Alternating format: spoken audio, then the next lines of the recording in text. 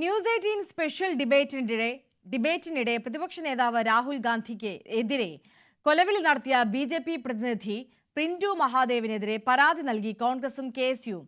രാഹുൽ ഗാന്ധിയുടെ നെഞ്ചത്ത് വെടിയുണ്ട വീഴുമെന്ന പ്രിന്റുവിന്റെ പ്രസ്താവന അതീവ ഗൌരവതരമാണെന്നും വധഗൂഢാലോചനയുടെ ഭാഗമാണോ എന്ന് അന്വേഷിക്കണമെന്നും ആവശ്യപ്പെട്ട് Alappuzha DCC general secretary advocate Bibin മാമൻ തിരുവല്ല പോലീസിൽ പരാതി നൽകി. ബിജെപി നേതാവിനെതിരെ ശക്തമായ നടപടി സ്വീകരിക്കണമെന്നാവശ്യപ്പെട്ട് കെഎസ്യു നേതാവ് ഗോകുൽ ഗുരുവായൂരും ഡിജിപിക്ക് പരാതി നൽകി. കൊച്ചി മട്ടാഞ്ചേരിയിലെ വെർച്വൽ തട്ടിപ്പിൽ മുഖ്യപ്രതി പിടിയിൽ. മുംബൈ സ്വദേശി സന്തോഷാണ് പിടിയിലായത്. മട്ടാഞ്ചേരി സ്വദേശിയായ വീട്ടമ്മയിൽ നിന്ന് 2,88,00,000 രൂപ തട്ടിയ കേസിലാണ് അറസ്റ്റ്. സംഭവത്തിൽ മറ്റ് 4 പ്രതികൾക്കായുള്ള അന്വേഷണം പോലീസ് ഊർജിതമാക്കി. ജെറ്റ് എയർവേസ് സാമ്പത്തിക തട്ടിപ്പിൽ പങ്കുണ്ടെന്ന് പറഞ്ഞായിരുന്നു മട്ടാഞ്ചേരി സ്വദേശിയായ 59-കാരിയെ തട്ടിപ്പ് സംഘം വിളിച്ചത്.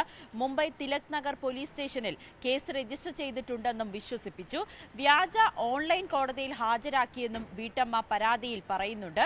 ഒരു യുവതിയെ കൊണ്ട് സാക്ഷിയും പറയിപ്പിച്ചു.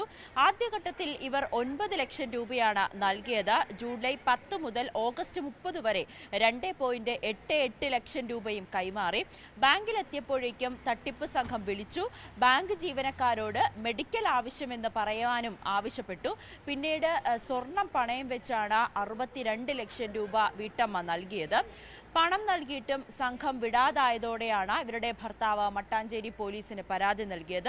പോലീസ് അന്വേഷണത്തിൽ മലയാളികൾ ഉൾപ്പെടെയുള്ള ഒരു ഉത്തരേന്ത്യൻ സംഘമാണ് ഇതിന് പിന്നിലെന്ന് മനസ്സിലാക്കുകയും ചെയ്തു.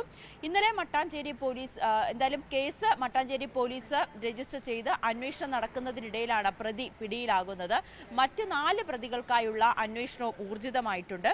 അതോടൊപ്പം തന്നെ കൊച്ചിയിൽ ഒരു മാസത്തിനിടയിൽ 4 സൈബർ കേസുകളാണ് രജിസ്റ്റർ ചെയ്തിരിക്കുന്നത്. ഈ വെർച്വൽ തട്ടിപ്പ് ഒരു തുടർക്കഥയാകുന്നു എന്ന് തന്നെയാണ് പോലീസും അറിയിക്കുന്നത്. നവമി ദിനേശിന്റെ റിപ്പോർട്ടാണ് കണ്ടത്.